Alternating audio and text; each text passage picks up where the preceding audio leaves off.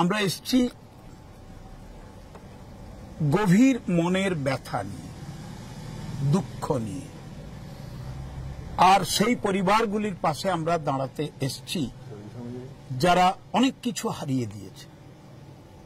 তাদের চোখের জল শুকিয়ে গেছে, তারা মর্মাহত, তারা বেদনাহত, তাদের পরিজনদের হারিয়েছে, তাদের বাড়ির উপর বমশেল পড়েছে, একেবারে লন্ডভন্ড অবস্থা। যেখানেই সেলিং হয়েছে তার চারিদিকে 4-5টা বাড়ি উড়ে চলে গেছে, দাগ লেগে গেছে। দুটি বাচ্চা, টুইন, যমজ ভাই বোন, আপনারা জানেন এবং শুনেছেন, তারা চলে গেছে। একটি ছেলে রাজবংশ, সেও চলে গেছে।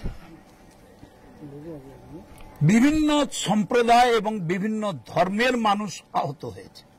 এই পুঞ্চে অতীতে কখনো সেলিং হয়নি, হয়তো গ্রামের এলওসির বর্ডারের গ্রামগুলোতে হয়তো সেলিং হয়েছে, কিন্তু দিস টাইম অবাক বিস্ময় যে পুঞ্চের শহর টার্গেটেড হয়েছে।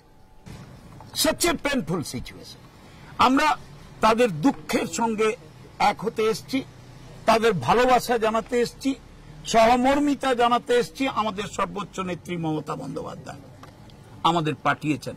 আমরা চিফ মিনিস্টারের সঙ্গে দেখা করেছি, ওমর আবদুল্লাহ সাহেবের সঙ্গে, তাকে আমাদের কথা জানিয়েছি, আমাদের নেত্রীর কথা জানিয়েছি। We stand, all the people of Poonch and Rajouri, all the places where the attack was occurred. আমরা চাই সবাই মিলে একসঙ্গে আমরা দাঁড়াই তাদের পাশে।